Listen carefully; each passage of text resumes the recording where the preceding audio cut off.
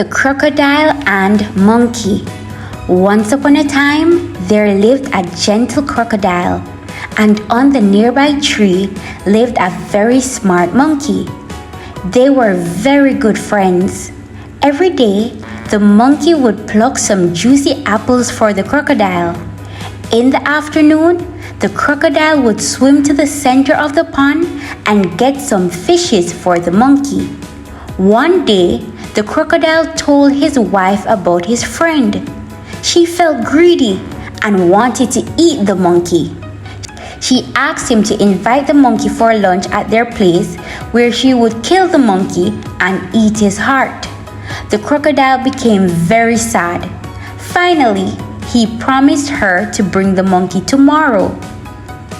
The next day, the crocodile asked the monkey for a ride. He quickly sat on the crocodile's back. The crocodile told him that he had promised his wife that he would bring him as her lunch. The clever monkey told the crocodile that he left his heart with the apples on the tree. The kind crocodile swam back to the tree. As they came back, the monkey jumped off the crocodile's back and went into the jungle, leaving the poor crocodile behind. The end.